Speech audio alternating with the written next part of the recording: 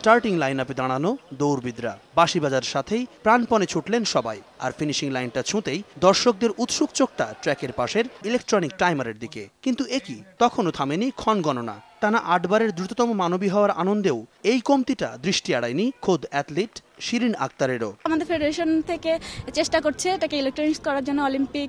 তারপরে আমাদের যে নতুন যিনি ক্রীড়াতে মন্ত্রী হলেন রাসেল স্যার, উনিও সবাই মিলে চেষ্টা করছেন যে এই ইলেকট্রনিক্স টাইম মার্ট সবকিছু আসলে ঠিক করার জন্য। তো আশা করি সামনের গেমসগুলোতে আমরা ভালো পাবো।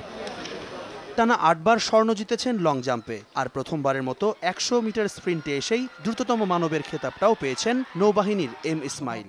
দেশের বাইরে ভালো ফলাফল পেতে ফেডারেশনকে নিতে হবে বাড়তি দায়িত্ব, জানালেন তিনি।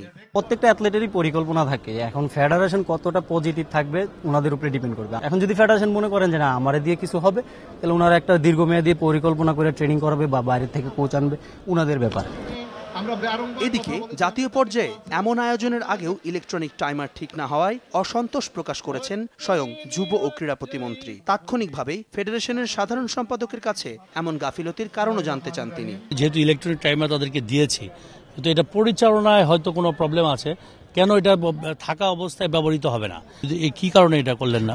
সেট আছে, আমরা যে আগে ট্রাই করেছি তখন চলেছিল, কিন্তু আজকে সকালে সফটওয়্যার ফেল করেছে। আমাদের এটা দেখার জন্য আলাদা লোক দরকার। যে আপনি লোক বলেন আর যাই বলেন না কেন, আপনি তো ন্যাশনাল টুর্নামেন্ট আয়োজন করতেছেন, এর আগে তো আপনাদেরকে অবশ্যই বিষয় জানানো উচিত।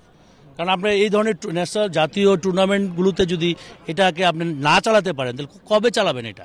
আমি অবশ্যই মনে করি এই ব্যাপারগুলোতে আপনারা অবশ্যই দেখবেন, না হলে কিন্তু পরবর্তীতে আমরা বাধ্য হব আপনাদের বিরুদ্ধে অ্যাকশন নিতে। এছাড়াও আগামী আসরগুলোতে প্রতিটি জেলা থেকে খেলোয়াড়দের অংশগ্রহণ আরও বাড়াতে ফেডারেশনকে উদ্যোগ নিতে উপদেশ দেন তিনি। পাশাপাশি বঙ্গবন্ধু জাতীয় স্টেডিয়ামের ট্র্যাক আর দর্শক সারিসহ সার্বিক অবকাঠামোগত উন্নয়নে আশ্বাস দিয়েছেন যুব ও ক্রীড়া প্রতিমন্ত্রী। এই ট্র্যাক বা টার্ফ আমরা। জুমান সাদিক, জ্যাভলিন, সময় সংবাদ, ঢাকা।